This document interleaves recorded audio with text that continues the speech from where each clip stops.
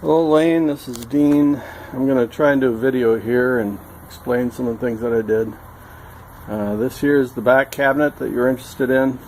Note that I've added a switch here, a power switch, to turn on everything from the battery. I can turn that off and everything, including the motor starter, switches off from that. That allows me to control some lights here.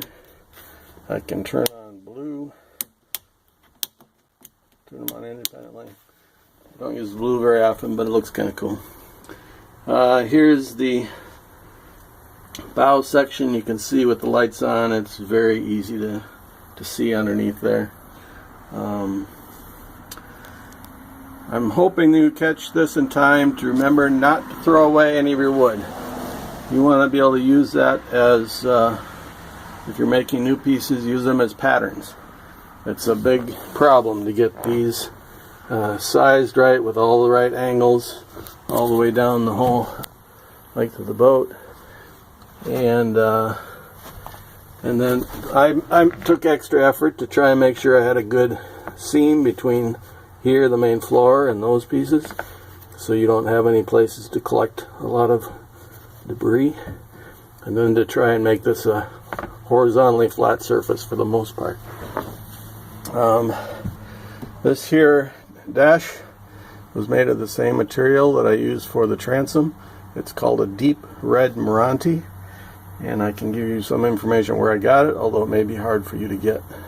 But it's a marine grade plywood. This is a thinner piece used up here. And anyway, I'll turn that on. You can see the different colored LEDs here. I have a U channel. It was made from a drain, a gutter, a drain for a gutter on the house. I split it in two and put one on each side. And inside here is the wires and cables that go to the back of the boat. That is pretty tricky, by the way, to get that to stay in place without showing a lot of hardware. So that's the trick that I could teach you on how I made that stay in place. There's also a bit of a trick to get this new steering column in place. This here I custom made my own mounts to get it at the right angle. I couldn't buy just what I needed. I had to make what I needed there. I also raised up my remote control for the motor. It's much higher than the original mount down here. Made a piece and then attached this other piece behind. And I don't know if you can see it or not real interesting. I added my fuse panel back here. Here's my switches, the back side of that. And then here's the original foam flotation underneath the dash.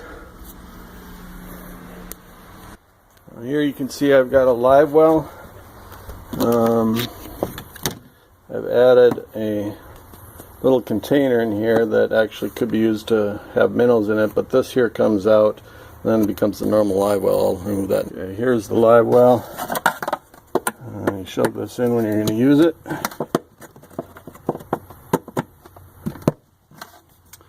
And that becomes your overflow, and then you can adjust the intake and the flow of water coming in. And here this seems to work pretty effective. Okay, so here I've got these rubber tie downs. Across here I've got the top piece has been carpeted, split here in the middle. I will take those out and show you what's underneath. These pieces are just tucked into the back lip here. There's a piece mounted behind where those tuck into. There's ventilation here, also a place for the fuel line to come out. These holes here are for ventilation. There are also the rod handle holders here. I haven't finished creating the holders for the other end of the rod. Yeah, you need to have lots of ventilation if you're going to have fuel tanks under here. I've got room for 2 fuel tanks. I set them on this mat that's got a rubber lip around it. It's for something you'd put underneath your car to catch oil, or under your whatever airplane. But this is an area where I created for storing fuel. Also some other longer items. Got a place for my oil here, a little bungee to hold those in a spot. Here's that wood strip I was talking about that the carpet cover lays on that. It's kind of wedges in here. The back sides of these have a strip here. This strip is attached to be just the right dimension to fit tightly and snug back here. Okay, here's the other side.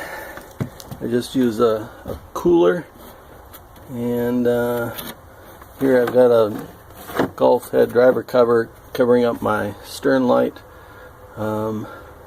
Place for my anchor and my minnow bucket and my battery, of course. And then here's the electrical connections. Alright, the cables for the motor come down here for the power, and then steering cables and everything, controls go up underneath this drain spout that I mentioned. It's been split in half. Alright, you asked about the transom, and you were right, the transom is a tricky problem. I guess if I had, since I had my original pieces, I think they're original anyway, I could duplicate those as a pattern to my new pieces. So I used 3/4 inch deep red Meranti plywood again. It was chosen because it's pretty rigid, strong, and looked nice too. Getting it behind these brackets was the tricky problem. There's 2 of them here, and getting that to fit in there, I had to flex it a bit, but it wasn't awful, so it can be done.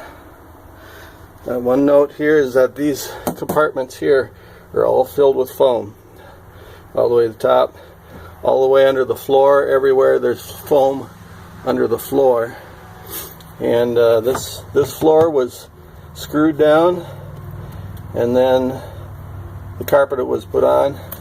Then afterwards, see if I can show you over here, then these pieces here were put down, but they were wrapped with carpet. Same piece wrapped for. Then I put this frame. I built this frame to set in here. It is attached down at the bottom with a piece of wood, and that's screwed down and then screwed into this frame. And then there's these 3 pieces here, actually 4 there, and there's another one, 2 here, 1 there. Those are doweled, put with dowels into here and glued together, but that kind of had to be fit in. I attached this first, and then I had the carpet all laid in, set this down, screwed it, and pushed these in at the same time, so there's no fasteners that you can see on the outside here at all.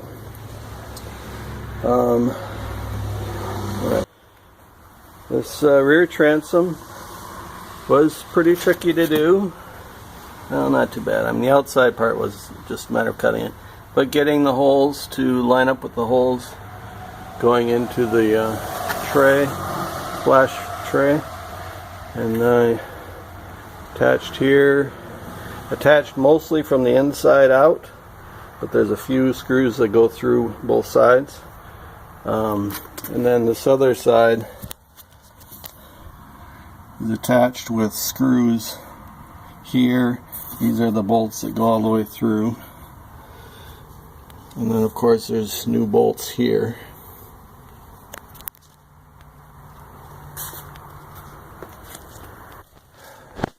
I used some washers here to establish good, oops, I'm not showing it well,